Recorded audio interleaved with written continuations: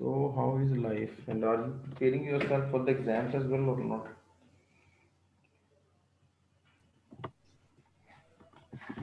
कर रहे हैं।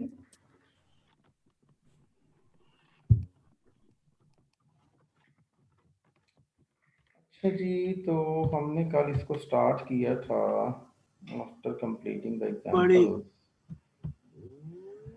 जी जी।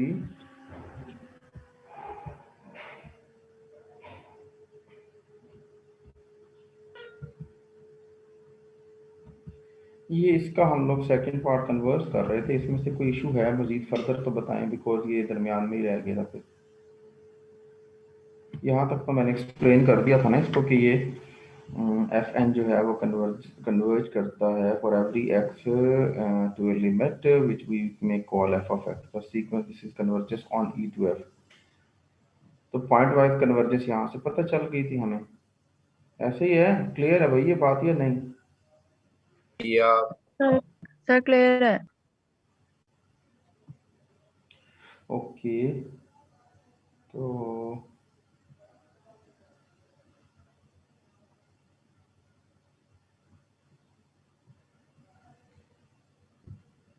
नेक्स्ट उस पर चलते हैं।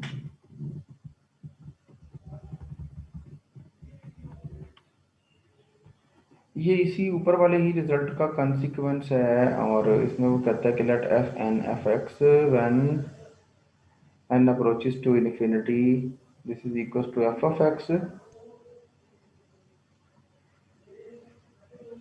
and mn is equals to supremum of fn of x minus f of x mod. Then fn approaches to f uniformly on E if and only if mn approaches to 0 as n approaches to infinity. Since this is an immediate consequence of definition 7.7, we omit the details. तो पिछले वाला जो result है कहते हैं उसी की details है, उसी की मदद से ही इसको किया जा सकता है। तो इसमें कोई इतना जो है ना कहता है डिफिकल्ट टास्क नहीं है ये आपके लिए। तो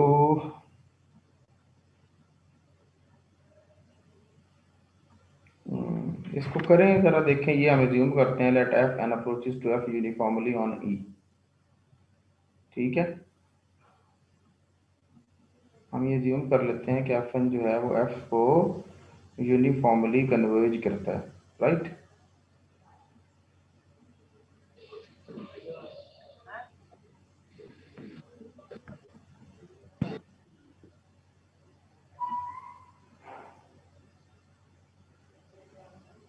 ओके जी, तो प्रूफ हमने ये करना है कि अगर यूनिफॉर्म कन्वर्जेंस है तो हमने प्रूव करना है कि जो एम एन है ना ये जीरो को अप्रोच करेगा।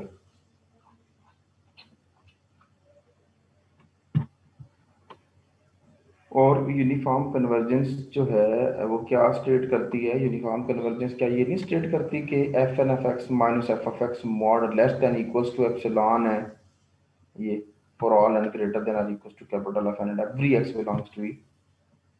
ऊपर वाले थ्योरम की स्टेटमेंट की बात कर रहा हूँ।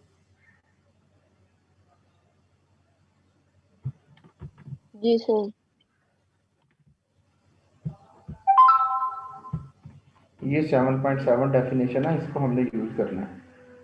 अगर हम ये मान रहे हैं कि एफ एन जो है वो एफ को यूनिफॉर्मली कन्वर्ज करता है, तो F N F x minus F of x mod less than epsilon नहीं होगा for all X belongs to E and for all N greater than और equals to capital F N होगा? Yes sir. Yes sir. तो आप लिखोगे कि लिखते जाओ इसको साथ साथ भाई।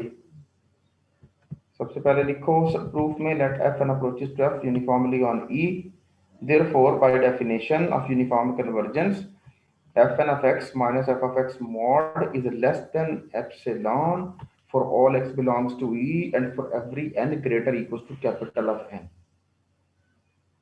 ठीक है,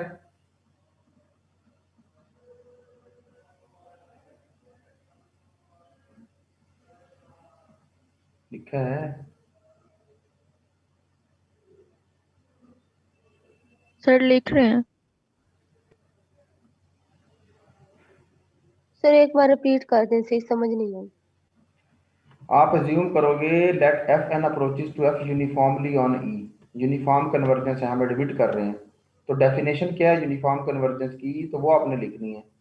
जब आप ये कहोगे let F N approaches to F uniformly on E, then by definition of uniform convergence we can right,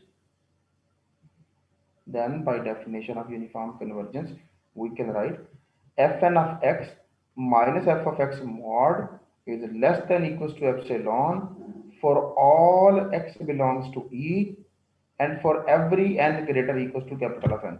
अब समझ आइए बात? जी सर आ गया समझ। This implies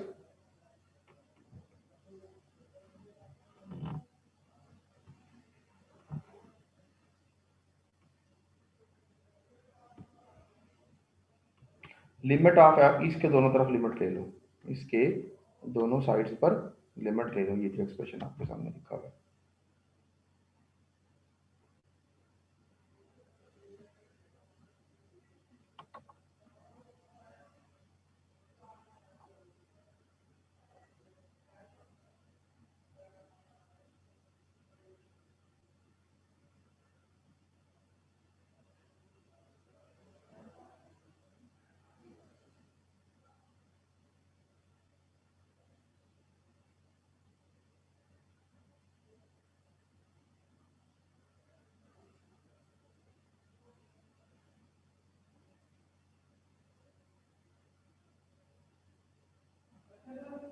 लिख लिया जी? अब आप खुद देखें, अगर हम ये कह रहे हैं कि F N F x minus F of x mod less than epsilon रहता है जब हम एन को एक खास स्टेज के बाद चूज करना शुरू करते हैं, मतलब 100 के बाद या 50 के बाद चूज करना शुरू करते हैं, तो सारे एक्स बिलोंग्स टू ई के लिए एफ एन एफ एक्स और एफ ऑफ एक्स का जो डिफरेंस है वो लेस देन एप्सिलॉन हो जाता है। अब आप खुद सोचें, जब हम एन को इन्फिनिटी को अप्रोच करवाएंगे तो ये डिस्टेंस तो और स्मॉलर नहीं हो जाएगा? Yes sir. Yes sir. ठीक है ना? तो अगर लिमिट ली जाए ना, और ये एक और बात, अगर आप लिमिट लेने हो एम एन की इधर और इधर भी लिमिट ले रहे हो, तो पहले आपने इसकी लिमिट लेनी है और फिर सुप्रीमम कैलकुलेट करना है। इंपॉर्टेंट, लिमिट जो है वो सुप्रीमम के अंदर एंटर हो जाती है। तो जब आप यहाँ पर लिमिट लोगे F N of x minus F of x mod जो है एन अप्रोचेस टू इन्फिनिटी, तो ये जो डिस्टेंस है ये किधर को जाएगा? जीरो को जाएगा for all X belongs to E. Yes sir. तो सुप्रीमम वैल्यू क्या बन जाएगी इसकी?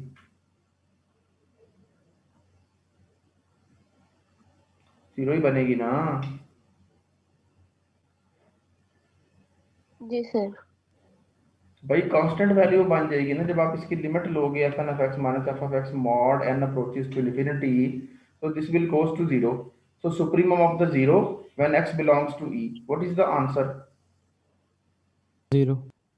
तो ये क्या इंडिकेट कर रहा है कि एम एन अप्रोच कर रहा है जीरो को as N approaches to infinity. ठीक है?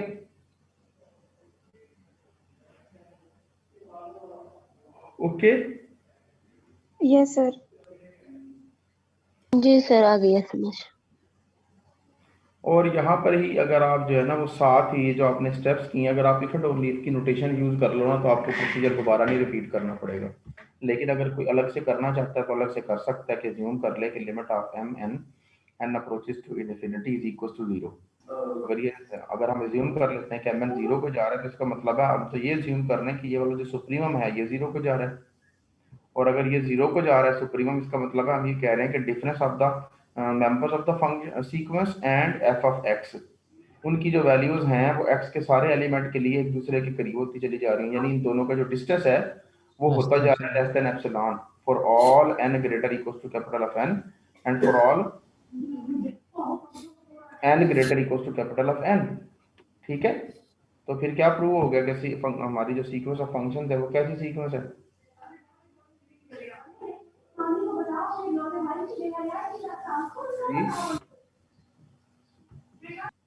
यूनिफॉर्म होगी सर। यूनिफॉर्म कन्वर्जेंस, तो यही हमने प्रूव करना था इसमें। ओके?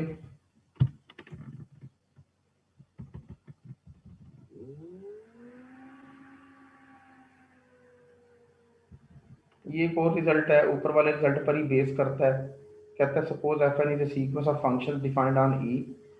एफ एन जो है वो सीक्वेंस ऑफ फंक्शंस है जिसकी डोमेन ई है, and suppose F N of x mod is less than और equal to M N, X belongs to E N from 1 to 3 and so on. then summation of fn converges uniformly on e if summation of fn converges। कहता है sequence of functions की जो series बनेगी ना, ऐसी sequence of functions जिसकी values जो हैं, यानी अगर आप वन ऑफ एक्स लेते हो तो वो m1 से किसी नंबर से बाउंडेड है, f2 ऑफ x जो है वो m2 से बाउंडेड है। यानी जो सीक्वेंस ऑफ फंक्शन है ना हमारे पास, वो बाउंडेड फंक्शंस की सीक्वेंस है। बेसिकली इससे ये इंडिकेट होता है कि जो सीक्वेंस ऑफ फंक्शन है वो बाउंडेड फंक्शंस की सीक्वेंस है। Is that clear? तो ऐसी सीक्वेंस जो बाउंडेड फंक्शंस की सीक्वेंस हो, ठीक है जी, उसकी जो कोरस्पॉन्डिंग सीरीज बनती है वो यूनिफॉर्मली कन्वर्ज करती है। Okay Yes, sir.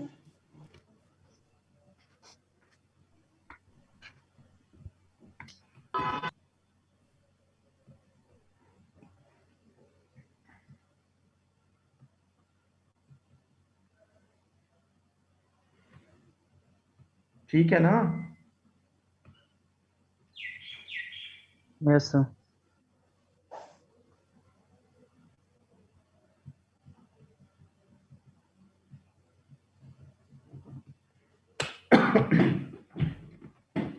बट वो कहता है इसका कन्वर्स ट्रू नहीं है कि अगर सीरीज कन्वर्जेंट हो तो जरूर वो बाउंडेड सीक्वेंस की ही सीरीज होगी, ऐसा नहीं है। ठीक है? Yes Yes, sir. sir. तो अब हमने प्रूव करना है जी कि हम मान लेते हैं, ठीक है कि हमारे पास जो सीक्वेंस है वो बाउंडेड फंक्शंस की सीक्वेंस है, ठीक है। और उसने कहा इफ दिस कन्वर्जेस, अगर वो जो बाउंड्स है ना, वो जो बाउंड्स बन रही हैं, मतलब m1 m2 m3 m4, वो तो रियल नंबर्स की सीक्वेंस है ना, वो तो सारे रियल नंबर्स हैं जिससे fn of x लेस रहता है। उसकी अगर सीरीज बनाएं और वो कन्वर्जेंट हो जाए तो तब हम ये कह रहे हैं कि सीक्वेंस ऑफ फंक्शंस की सीरीज भी कन्वर्जेंट होगी। ओके, तो Yes, सबसे sir. पहले तो हमें ये अज्यूम करना है कि जो हमारे पास समेशन ऑफ mn है, जो सीरीज है, ठीक है, बाउंड्स की, वो कन्वर्जेंट है। ठीक है जी, हम मान लेते हैं वो कन्वर्जेंट है। हम ये कह रहे हैं summation of mn converges then for arbitrary epsilon. तो अब हमने प्रूव ये करना है। अगर आप लिखना चाहते हैं, आपको लगता है कि ये थोड़ा सा मुश्किल हो गया, तो आप इसको ये भी लिख सकते हैं समेशन के let summation of mn converges, ठीक है। और अगर कन्वर्जेस है then by Cauchy criterion, by Cauchy criterion of converges। वो क्या कहता है Cauchy criterion? अगर कोई न्यूमेरिकल सीक्वेंस कन्वर्ज कर जाए तो क्या होता है, उस सीक्वेंस की सॉरी सीरीज कन्वर्ज कर जाए तो उस सीरीज की कुछ पैच अगर हम ले लें, जैसा कि यहाँ पर n से m लिया हुआ है, और मॉड इसलिए नहीं लगाया गया क्योंकि हमने mn का कंपैरिजन किया हुआ है fnx मॉड के साथ, तो ये नेगेटिव तो नहीं हो सकती ना, इसकी वैल्यूज ग्रेटर है एक पॉजिटिव नंबर से। तो अगर पॉजिटिव नंबर से ग्रेटर है तो ये भी यकीनन पॉजिटिव ही नंबर है ना, ये नेगेटिव तो नहीं है।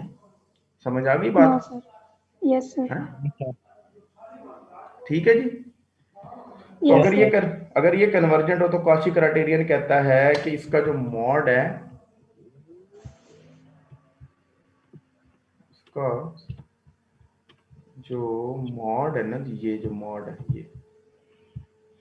ये लेस देन एप्सिलॉन होता है, ऐसा ही है। और हमने प्रूव करना है कि ये यूनिफॉर्मली कन्वर्जेंट है, राइट? ऐसा ही है ना? Yes, sir. Yes sir.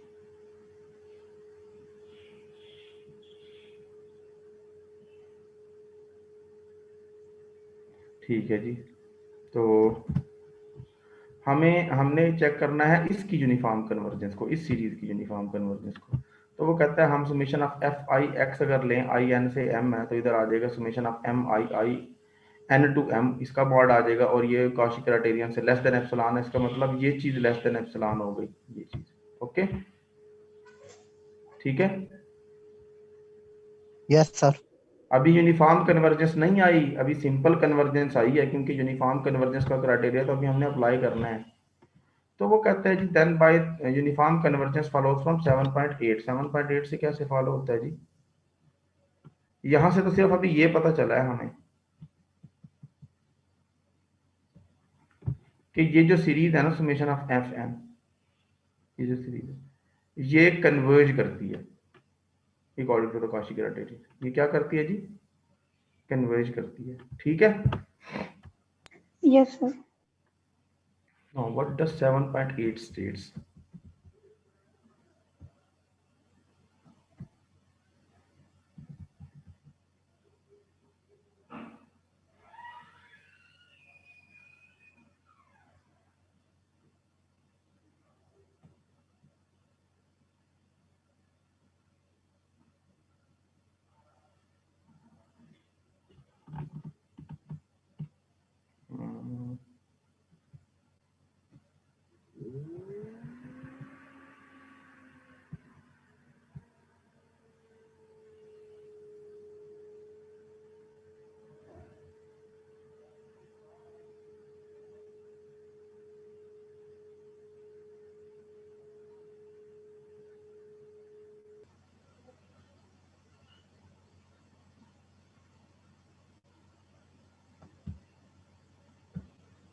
जबकि यूनिफॉर्म कन्वर्जेंस का रूल ये है कि अगर पार्शियल सम्स की जो सीक्वेंस है वो आपके पास यूनिफॉर्मली कन्वर्ज करे तो तब ऐसा होगा।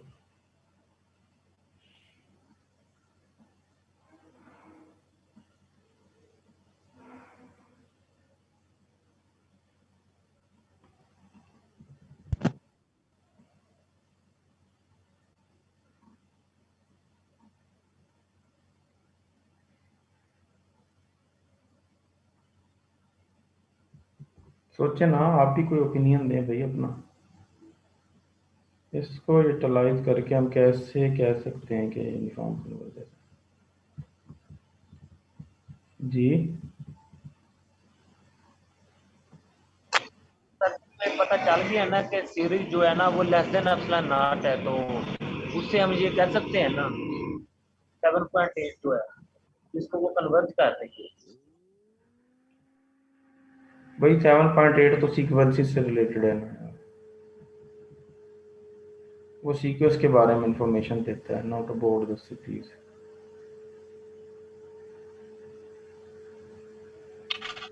जिस पॉइंट को सर जी कन्वर्ज कर रही है वो भी तो एक सीक्वेंस ही है ना।